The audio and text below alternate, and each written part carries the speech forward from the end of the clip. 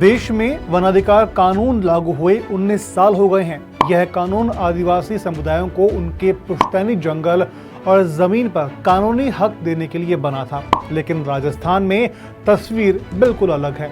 यहाँ लाखों आदिवासी अब भी अपने ही जंगलों में मेहमान बनकर के जी रहे हैं। सवाल है, आखिर क्यों? आइए हमारे संवाददाता सौरभ दुबे की इस खास रिपोर्ट में आंकड़ों और हकीकत में फर्क को समझते हैं।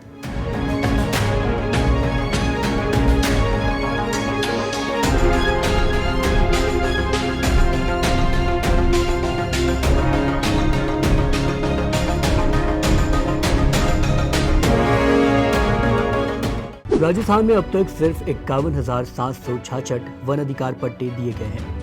इनमें 49,215 व्यक्तिगत और सिर्फ 2,551 सामुदायिक अधिकार है। यह आंकड़ा बताता है कि यहाँ के आदिवासी अपने कानूनी हक पाने में अभी भी बहुत पीछे हैं, जबकि ओडिशा में 65% दावों को मंजूरी मिली है, केरल में 64.69% और त्रिपुरा में 63.79%। झारखंड भी 55.95% के साथ चौथे नंबर पर है, लेकिन राजस्थान टॉप 10 में भी जगह नहीं बना पाया। वन अधिकार को समझने के लिए सबसे पहले हमें इसके उद्देश्य को समझना होगा।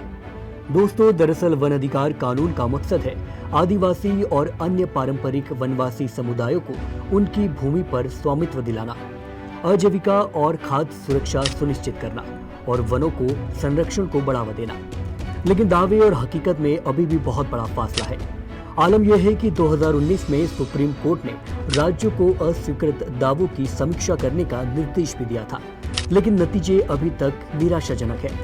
बता दें कि राजस्थान में 13% से ज्यादा आबादी आदिवासी है, जो मुख्यतः उदयपुर, बांसवाड़ा, डूंगरपुर, प्रतापगढ़, सिरोही और चित्तौड़गढ़ में रहती है।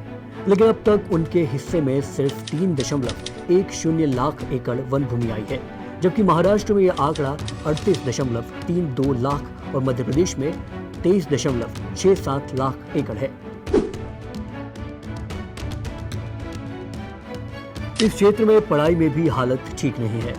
2022-23 में जहां 2.36 लाख आदिवासी छात्रों को पोस्ट मेरिट छात्रवृत्ति मिली थी, 2023-24 में ये घटकर 1.68 लाख रह गई। रोजगार के मोर्चे पर भी निराशा है।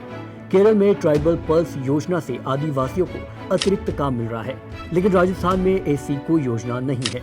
दोस्तों, ऐसे में लगता है कि आदिवासी वर्ग के अधिकार सिर्फ चुनावी वादों तक सीमित होकर रह गए हैं। आखिर क्या वजह है कि इतनी सरकारें आई, इतनी सरकारें गई, लेकिन जनजाति क्षेत्र के लोगों को वन अधिकार कानून का फायदा अब तक पूरी तरह नहीं मिल पाया है। कानून हो लेकिन न्याय न हो तो सवाल उठना लाजमी है। राजस्थान के लाखों आदिवासी आज भी अपने हक की लड़ाई लड़ रहे हैं। सरकारें चाहे राज्य की हो या केंद्र की, अब वक्त है कि वो सिर्फ आंकड़े नहीं बल्कि असली अधिकार दे। कहीं ऐसा ना हो कि जनजाति वर्ग के लिए बनाया गया ये कानून सिर्फ और सिर्फ कागजों तक सिमट कर रह जाए।